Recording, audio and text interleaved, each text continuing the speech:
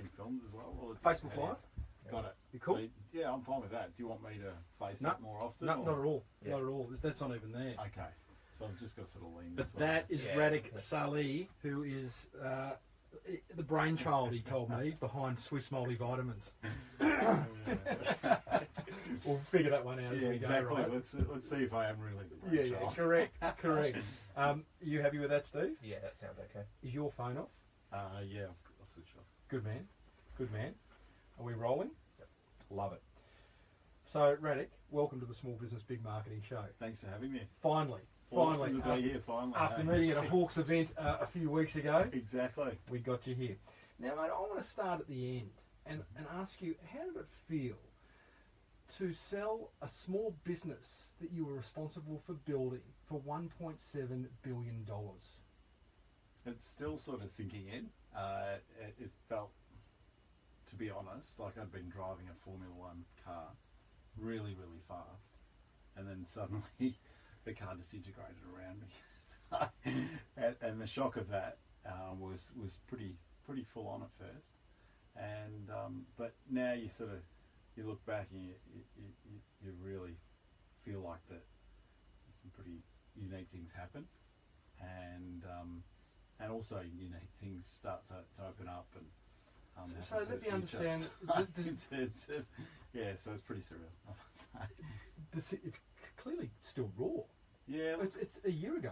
yeah. Look, it closed out in December of last year. So the deal closed. Like that's Yeah, so- that was there was a date in December where it's like we're done. That's right. So that's when it started to feel really real, because September 15 is when we actually got the first part of the transaction done. 2016. Yeah, I don't know. 2015. 2015.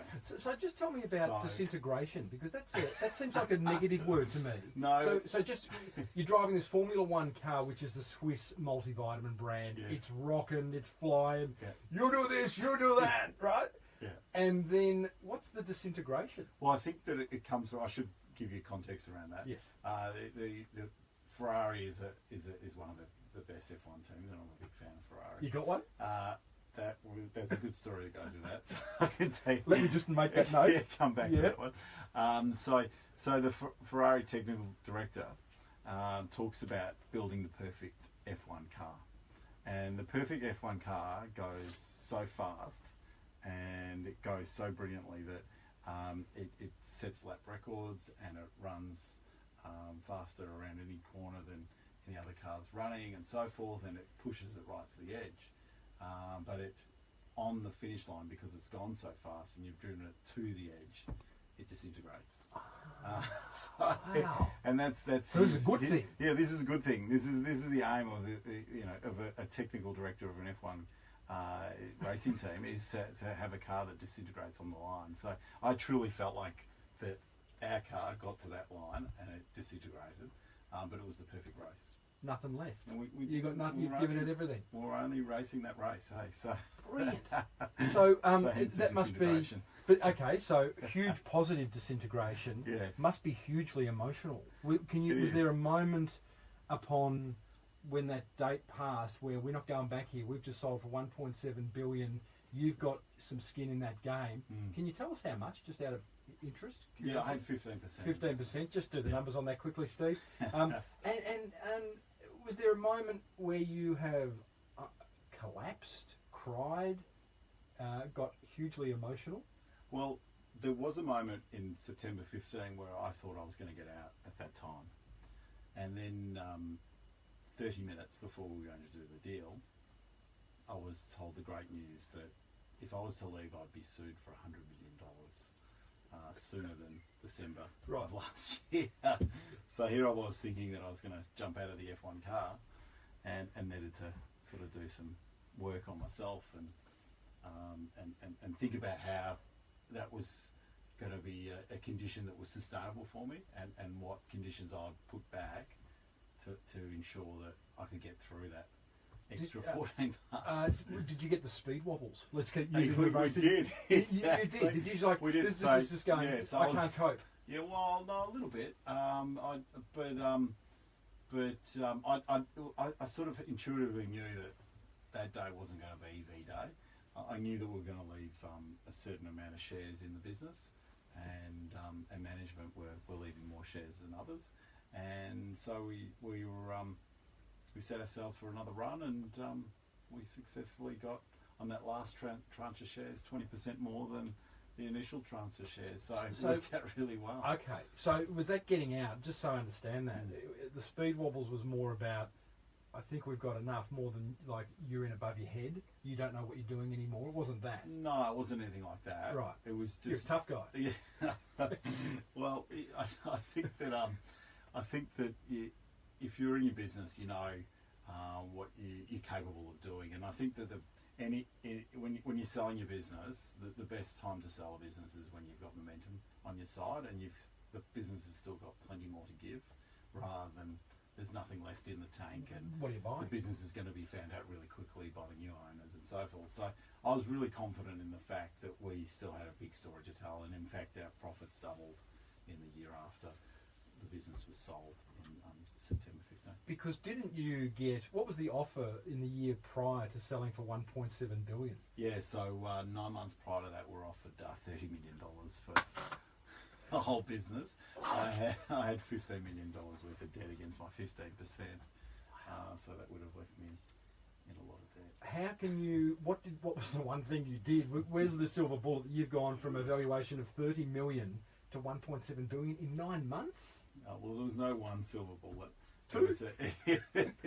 No, there was a build-up of a number of things that we could see in the business, and the banks could see in the business as well, and that's why they kept refinancing us and believing in us. It was just a case of, okay, well, do we want to de-risk now? And this is what the business is worth now, and this is what a group's prepared to pay, and we were seriously considering it. So. But what did you do? What was the? Okay, there's not one thing you did, but how can you? I just don't understand how you can go from 30 million to 1.7 billion. That's right. So what we did was so 4 years. Let's roll back 4 years from September 15. We started the Project Gold, probably 5 years, and Project Gold became what was code name for China operation, growing sales in China.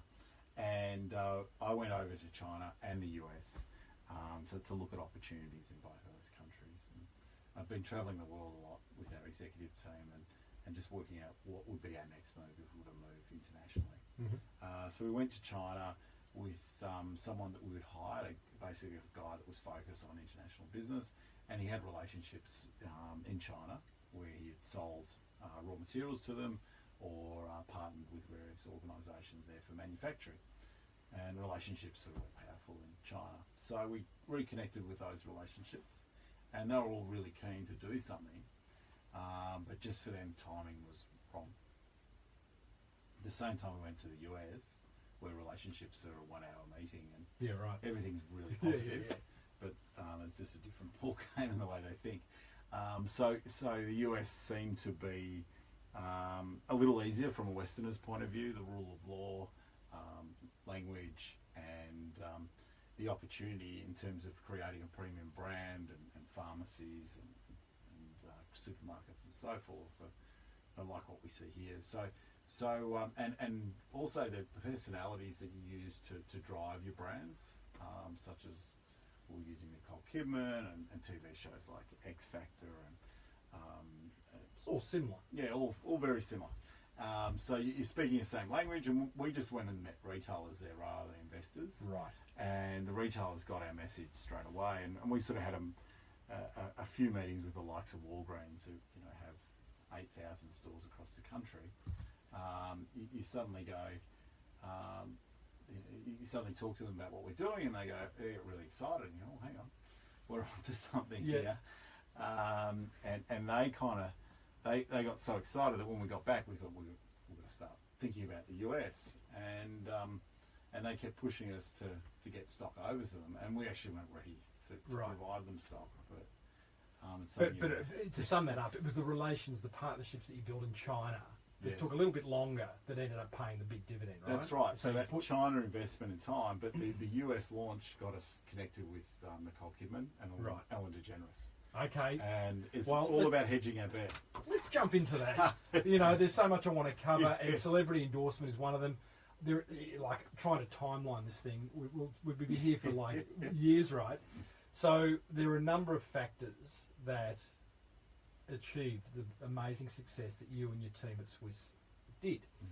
Celebrity endorsement as a marketing strategy was one of them, right? How did that come about? It's not a cheap way to go. It was, it was basically in the first 6 months of my role. I spent most of my time going around visiting all of our retailers and listening to them and basically understanding how the market worked. Spent time with our salespeople and just visiting health food stores as well. And I'd walk into pharmacies and there would be walls of Centrum.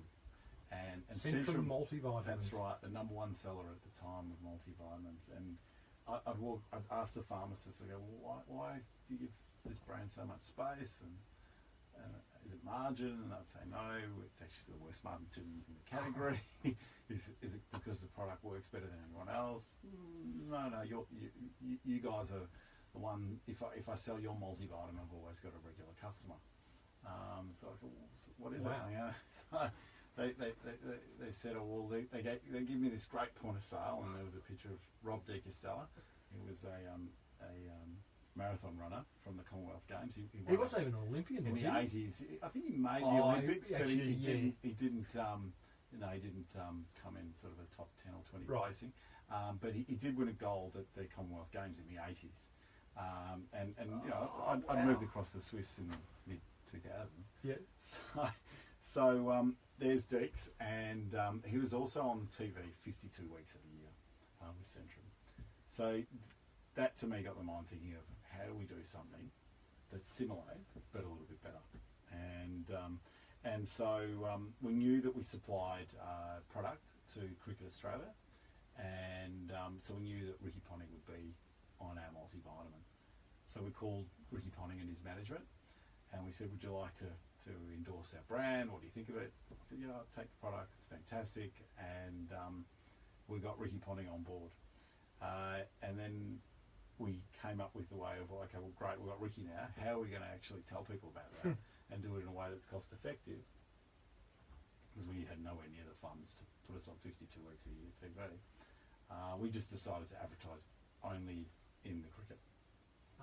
And we shot 2 terrible ads. If you look at them now, they're laughable. In what way? Well, we had one of Ricky doing the housework around the house at a fast pace, nasty. sort of fast forward. Yeah. Mate, and that was all because of the multivitamins.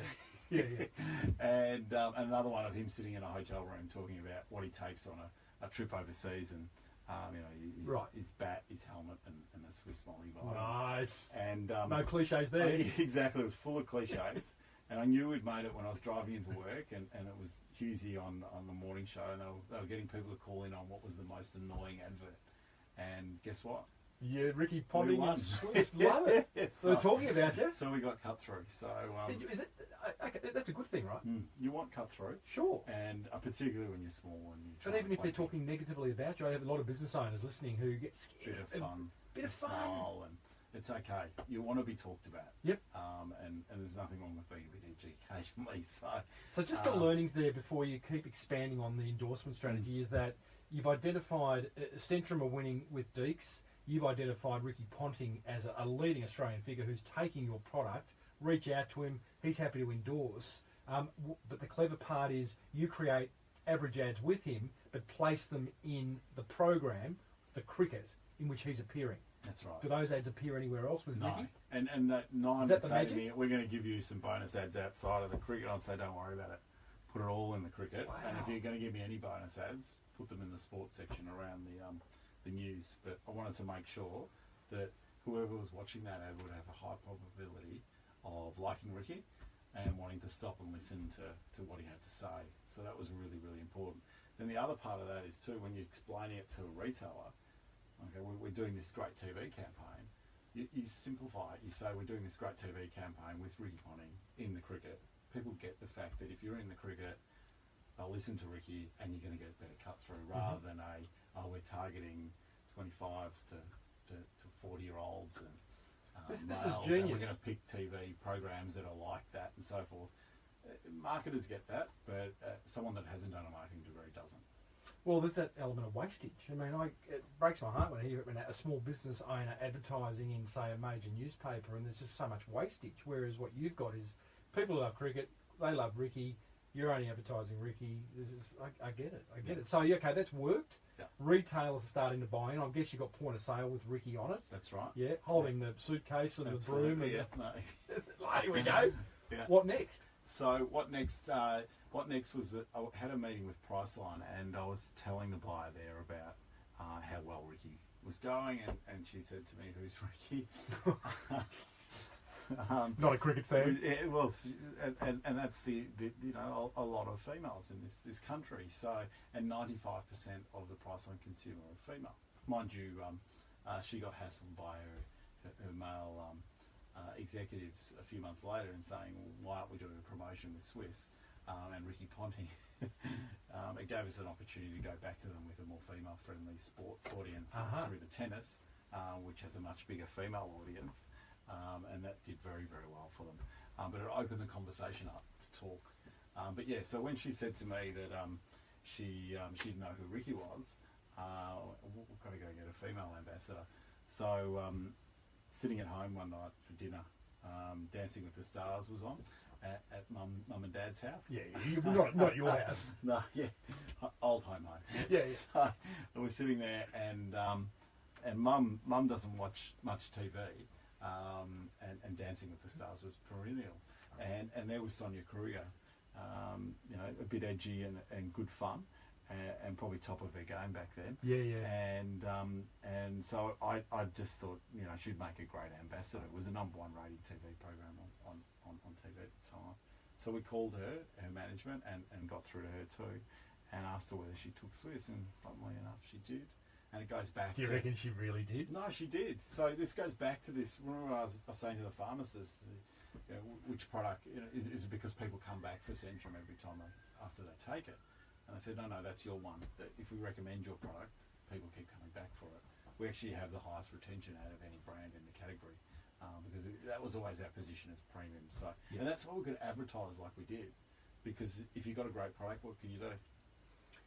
You market it. Yeah. Exactly. Well, I was it's a simple part, and ours was a great product. The best marketing is a great product. That's right. So, well, they sort of work hand in hand. Yes. You can't be a fraudster in that space, yeah. So, and particularly go it as aggressively as we did. Yep. So we had Sonia Kruger taking the product, and she was really happy to do a deal in the space. But Channel 7 weren't happy because we were this group that only spent $1 million in the last 12 months on TV. Right. And all of a sudden, we'd signed up the rights to their biggest star at the time. I don't understand why they're not happy, because they don't own Sonia. Yeah, she's an employee. Oh, she's contracted to 7. That's right. So and there's only a limited amount. Yeah. A personality can do on TV in terms of endorsements. Otherwise, it becomes just too much. So they were like, "Oh, hang on, we will run the insurance company, car." So they rolled us in and said, "Well, what are you guys up to? How's this going to work?" and so forth. And we managed to convince them that we're going to grow the category, and that it would be a really good idea to try advertising with Sonia in Dancing with the Stars, like we've done with Ricky in the cricket. And funnily enough, this had never happened. So it happened in sports shows, but never in a lifestyle show. Mm-hmm. And so it was pretty groundbreaking. We had to get a permission from the BBC, because the BBC owned Dancing with the Stars. And we got that, and we ran our advertising in Dancing with the Stars, and just like the Ricky model, we all of a sudden got this amazing cut through, because again, people watching Dancing with the Stars loved Sonia, and those that didn't like Sonia didn't know were linked to Sonia, and all of a sudden we're getting this great niche core audience, which is mass. So you're trading off two properties in the cricket and Dancing with the Stars that you really you have no invested interest in, except that you're running ads. Correct. Quite brilliant. Yeah. No one done it before? No one had done it before back then, yeah. Right. So now it happens all the time. And then the other trick component was that we create, rather than doing like a promotion right across the country with every retailer, what we did is, because we tried these promotions, and you'd get limited support from the retailers, that if the promotion was available at every retailer, such as win a trip to New York or Argentina to learn the salsa. We had like a dance themed competition, or go and watch the cricket and go to the Ashes. When we did that across all of our retailers, it got limited support because it wasn't exclusive to the group that was in hand. So what we did is we actually made it exclusive to Chemist Warehouse, or then we'll make the next one exclusive to Priceline. Yep. And what would happen is we got much better support from that retail group as a result of that, and also it made it competitive, because then all of a sudden you'd get Woolworths wanting a promotion that they'd seen at Chemist Warehouse, or they would see Chemist Warehouse would be upset that they didn't get this one, and you take that them going, oh well, why didn't you offer it to us? You always go in there with a solution of, well, what about we do something else, and that then enabled us to do other programs, and then also ensure the advertising we're doing. So we'd sell them in enough stock. We'd say, okay, if you want this promotion, you need to buy, and if the promotion was costing us $1 million, you need to buy $1 million worth of stock. So it would always break even no matter what. Even. You, just to finish up on that endorsement discussion, like Nicole Kidman, I'm just trying to think, who's the top of the Swiss tree? Nicole Kidman in terms of... She was the most expensive, yeah. Was she? How much? I can't say exact. Ish. In the millions of dollars per year. Yeah. And like top three. Top three in expense, and then top three effectiveness. Okay, so I can't ever point to anyone being more effective than the other. Really? Yeah, because there's the thing around any sort of activity. It's not like a one-off event where you see an advert and you race straight out to buy a product. Mm-hmm.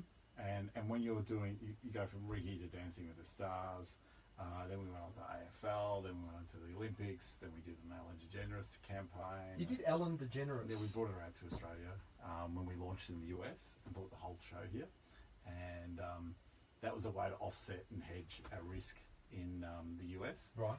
And it worked for us, the selling in creating momentum in the US, but the retailers just didn't deliver. So it's interesting because, again, I mean, we're talking to small business owners here. They love, they want to do take a marketing action, and they want to see a sales result, which is understandable because budgets are limited, pockets are shallow. You, on the other hand, is it that you can, in the corporate marketing world, afford to just do brand awareness? No. We had a sales and marketing director, and would always connect the sale to marketing. So as I was saying before, we offset any of these promotions with a retailer agreeing to buy enough stock to underpin. So we became a huge corporate thinking like a small business in connecting the sale to the marketing. Always connecting the sale to the marketing. So that's why we brought Ellen to Australia, because it made us actually the #1 brand in Australia, as well as launched us in the US. Yep. And as a result of becoming the #1 brand in Australia, we awoke in this big Chinese market locally here in Australia, where there's 1 million local Chinese nationals, there's 1 million tourists that travel through Australia, and there's 500,000 Chinese students. They love this category. I spoke recently at a USANA conference, which is a direct marketing company selling a lot of... Okay. Good multivitamin. Good what? Good multivitamin. I guess it is. I don't take know. 6 or 9 of them a day. That's a major problem. Yeah. But 90% of the audience were Asian, and I spoke in New Zealand and Australia. I've just been up to Cairns recently, and for whatever reason, weird Timbo, I guess, I was standing in the Coles buying a couple of things. I had the man flu, and I was standing in that aisle, and I was just watching some Asian people. There's a lot of Japanese up there. And they're just interrogating the vitamins and all that stuff. They love it. No wonder you got 1.7 billion selling to a Chinese company. Hey, that same Chinese company was one of the companies we met in China 5 years before we did the sale. Who said the timing wasn't right for them. Partnerships, so exactly, relationship, and we kept connecting back with them, and eventually got a deal done with them. Just to finish, you can't say who the top 3 most effective celebrities were. They all had a similar impact. What about the top 3 most expensive? Ellen, Nicole. Ellen was the most expensive.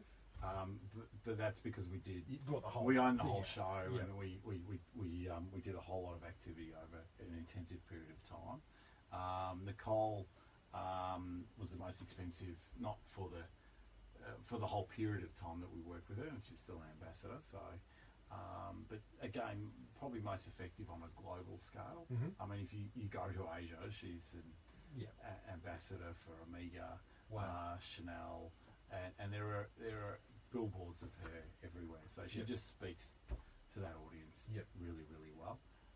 And then you'd have the Olympics and the Olympic rings, and that was a fantastic partnership for us. And we were the first vitamin brand to sponsor the Olympics. And You know, Radek, and by the way, listeners, I am speaking to Radek Sali, who is the retired, at the ripe old age of what? 40. Retired CEO of the Swisse Group. I haven't forgotten the Ferrari question. Yeah. I will come back to that at the end. I'm going to be really naive here, and I've said on my show before, you know, I'd be driving around with my son who was doing business management at school in Year 12 a couple of years ago, and he'd go, "Dad, how does that cafe make money?" I'm like, "Jack, I don't know, mate. Got to sell a lot of coffee, and they're happy to take minimum wage." I just don't get it, right? There's a lot of businesses I look at like that. Swisse is no different, because all I see over the last few years as a consumer and as a marketing guy who's looked upon what you've been doing in awe, I just go, there's hundreds of millions of dollars. Maybe I'm exaggerating, but there's hundreds of millions of dollars going out. Olympic endorsement, Ellen DeGeneres, Nicole Kidman. Like, you got to sell so many little vitamin tablets to get that money back and then make a lot. What am I missing?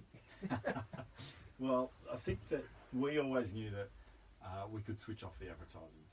So it's not like building a factory and the plant equipment and the ongoing costs that go with that.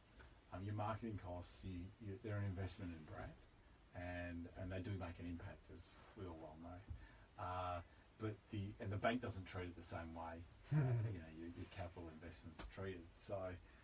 But the benefit is that if things go bad, you've still got this great momentum of brand advertising that you've done, sales creation, and people creating this sort of loyal connection with your brand that keep coming back as a result of trying your brand through the advertising they're potentially seeing.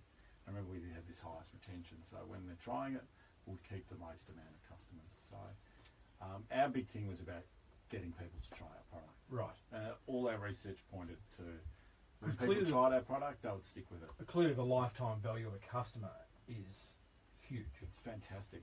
And I'm guessing the margins, like, I stand at the counter at Chemist Warehouse. I have a bit of a Chemist Warehouse fetish. I interviewed Jack Gantz, the owner, only a few weeks ago. What's that? It's Damien Gantz and I are still great friends. Great. So seeing him after this. No, so, like, I have a bit of a Chemist Warehouse fetish. They're amazing. But I'm standing there looking at Swisse vitamins, and I'm going, it's $60. It's expensive. I've got to buy the 4 to kind of make it all, the potion, and the margins must be huge, surely.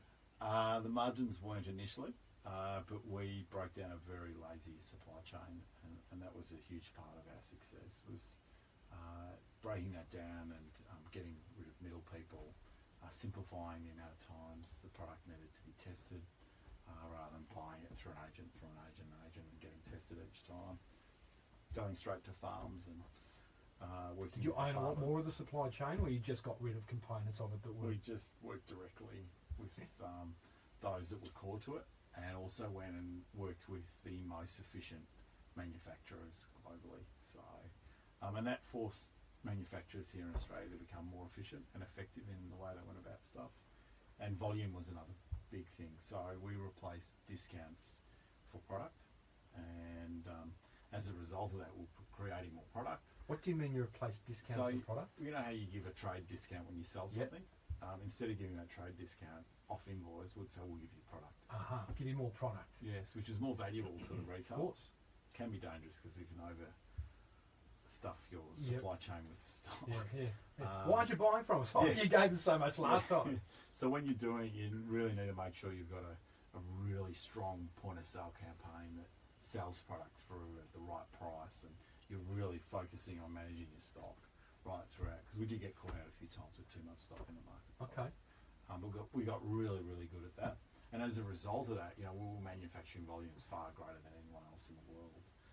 So our product quality was better than it had ever been, but the efficiencies were we were making product at 30% less cost than what we were 5-10 years prior. Interesting. To that. Similar story. Declan Lee, who is the founder of Gelato Messina, which is one of the great gelato brands, right? And he was in this chair recently and talking about they've gone and bought the hazelnut farm because they just want to do it's the cheapest route to market and it's going to be better hazelnuts. They bought Jersey cows and land down in Dalesford. They're going to do the milk for the and it's like cutting costs and getting a better product as a result, right? That's right.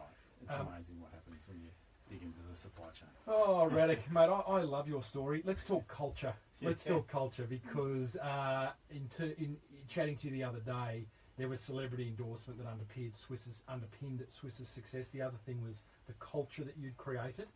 Before you tell us about the culture, what kind of a CEO were you? Yeah, I was a bit different.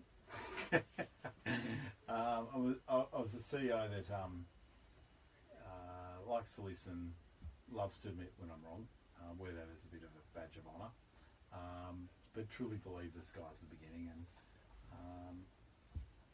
always see greater opportunity as a result of having a go rather than not, and looking for excuses for why we shouldn't do something. We want to work out how we can do it and how we can do it better than others. So. Really? It sounds amazing. Like almost like. Give me an example of where you walked that talk, where you stood in front of your staff who clearly look up to you. This young gun CEO of Australia's biggest brand, and you've gone, guys, didn't quite get this right. Oh, there'd be countless examples I'd go through. You almost enjoy it, did you? But yeah, it was awesome. What can I admit today where I mucked up? So I'll talk a lot about the US and how we went over there with not enough money and weren't prepared, and we ended up with $70 million worth of debt and zero profit. And I needed to convince the banks that we had a way of getting out of that situation, but also needed to convince our team that we were going to do the right things to pay down that debt and make sure that they had a great career. And so there's a lot of business owners listening. What's the secret to convincing people to come along? Honesty, regular communication, and look, I think those two things are key, and making sure you bring people along for that journey, but also making sure that when green shoots start to show, you start to share the benefit of that and give back a lot of the things perhaps you've had to turn down through more difficult times. You mean like profit sharing and sharing the riches? Exactly, profit sharing, creating a great culture, making sure that culture's still very good in difficult times, but you can't do everything you potentially do in great times. I wonder how many CEOs and just bosses of businesses don't communicate and don't share. My first 10 years of my career in advertising worked at Clemenger's, and Peter Clemenger, we had this building which was 4 stories and it was mezzanine, so you could stand on the 4th floor and look down to the 2nd floor. So Peter Clemenger, there'd be this announcement every couple of weeks, and Peter, everyone would be congregating on the 2nd floor. Peter would be up on the 4th floor. It was like, I'm never coming down to your level. But what he did do was share where we were at. We lost this pitch, we won this pitch, we got this award, we got this. And I remember as a young upstart account bloke, I was like, I really like this. And I still look back on those times when there's this guy who I admired so much was sharing. He'd never admit mistakes, Peter Clemenger. If you're listening, Pete, love your work. But still he was sharing. I think it's great. Honesty and communication. Yeah. And we had a comms plan that went with that. So there were things like monthly newsletters that I'd have to write. And I didn't really enjoy writing those. Newsletters? Very old school. Exactly. But it was really, really important for the team. And it wouldn't be for everyone. Otherwise it might be the presentation I'll do once a week or once a month, depending on how the business was trading. If it was trading really tough, we'll do them weekly. And I'd be standing up in front of everyone. I go back to the analogy of, I don't know if many of your listeners here have husbands, wives, boyfriend, girlfriends. Probably. Yeah, and I bet all of them, or even children or parents, all of them at one time or another have been told that you don't listen to me. And these are the people that we love most in our lives. So I take that analogy to the workplace. And who's going to be listening to someone they're not in love with, hey? That aren't family. So you really need to put a big effort into comms, and you do need to make sure that you do it in all various formats. So for some it may work, that sort of presentation like you talked about. Others it might be that they need to read something and digest it. So we really thought about that at Swisse, and that helped us a lot. You, as a CEO running this brand, have had huge successes. You're an honest fella, Radek. Was there a moment when you can remember that ego got in the way of you being the best person you can be? Funny, I think definitely we've all got a shine to ego occasionally getting the better of us. It's just being aware of that and being conscious of it. And I think that if you do work on yourself, like things like meditation, where you've got a greater awareness of why you're doing things in the present moment, you start to get a sense of that ego is probably not the best of friends. It can be a great thing to drive motive and set goals, but it shouldn't be the decision maker in the moment. You've got 3 pillars: premium, proven, aspirational, that you talk about being almost filters that transcend every aspect of the Swisse brand success. Can you just tell us about those? So it was about setting up a brand architecture that enabled people to make decisions while the key people weren't in the room.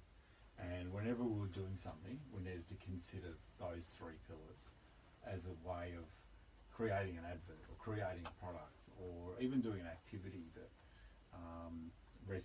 sort of reinforced what our culture was about. It would always be considerate of premium, proven and aspirational.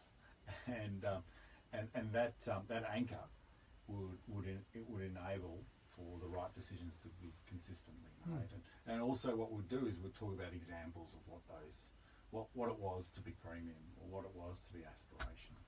So and that would work for office fit out to celebrity choice to hiring new team members, right throughout. So we'll always think about those key buckets in ensuring that we stayed on brand. How do you and everything we did would reinforce what our brand. How many staff? We got up to 400 in the end. How do you get 400 to kind of buy into something like that? You got to go back to simplifying it even a step further, where we had our culture, which was people, principles and passion coming before profit, and we had this culture plan that sat next to our business plan. And so what we'd do is we would say, okay, what does a people action mean to you? And we'll run workshops with the various areas of the business. And of course, a people action would be very different from an executive team's point of view to, say, our warehouse and logistics teams, point of view, what it meant to reinforce our people values. So we'll run these workshops regularly across our business in aligning people and getting people understanding what our values were about, and then we'll bring them through the whole journey and through to our business plan, and then we would have example behaviours of how we could be successful that we would all have buy-in on, and then also reward people for acting the way we were talking about was the right way to act for success. Mate, it's a great story, Radek. Do you drive a Ferrari? Occasionally. So my father bought a Ferrari in celebration of me coming about 40 years ago, and he paid, I think it was $14,000 for his 4-seater Ferrari, and he picked it up in Italy. He's a surgeon, and he was studying in Scotland, and so he bought a Ferrari, and I always grew up with that Ferrari being a highly aspirational thing in our garage that he would only very rarely drive because it cost so much to service and so forth. So it was a real special event to go out in the Ferrari. Anyway, so that was always something that I wanted to do when I was able to afford it. So that was the thing I treated myself to Good on once you, we did mate. the deal, I would've was buy gone- a four-seater Ferrari. A four-seater? Yeah. No, I didn't know they existed. They do, yeah. So and Dad had a four-seater as well. So What? yeah. So I've even been to the Ferrari factory in Modena. And, it's an FF Ferrari, so it's the it's the closest thing that they'll build to a four-wheel drive that they'll build. It's all-wheel drive, and you can put your mountain bike in the back. All right, mate, I think your ego's getting a bit ahead of you right now. I would have gone the Lambo personally. Lambo, that's an experience turning on one of those engines. Oh boy, I've never done it, but every time I see one, Just I'm less like, practical though. less practical, is it? It's really the four-wheel drive version. Hey, listen, before I let you go, 15% of a lot of money is a lot of money. It feels like there's a lot left in you. I'm guessing you're kind of rewarding yourself with cars and holidays and downtime with the family, growing your hair. Yeah. You had no hair when you were at Swisse, and now you're taking the hair supplement. And, geez, it works. It's grown out. You're having some fun. You rang me yesterday, and I picked up quickly. You were talking to your dog in a baby voice. My wife overheard that. She goes, "Did that guy pick up the phone when you're calling through?" Yeah. Oh yes. No, don't worry. He's a dog owner. You're relaxed. You've got this new business called Light Warrior. That's right. What's it going to be? So Light Warrior is run by the gentleman who sold the Swisse business with Goldman's, and he's come across to work with me, and we're in partnership, and we run this investment and ventures firm. And investment adventures firm. And ventures.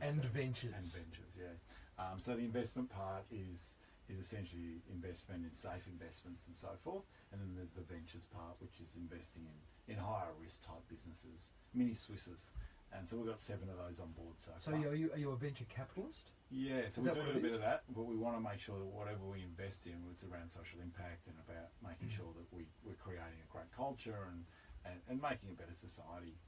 So we've got 7 of those businesses, keeps us really busy. What's an example of one? What's your favourite one? There's no favourite. I bet there is. The favourite part of it all is the diversity. Yeah, so having something new to talk about each time I go into a different business. So and because for so long I've always been in one business and talking about one set of issues. That's what I love about the role, and that's what's really important to me.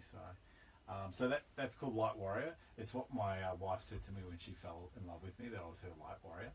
And we've created so it's stuck. And then we've created a foundation called Light Folk, and the warriors are out there protecting the light folk.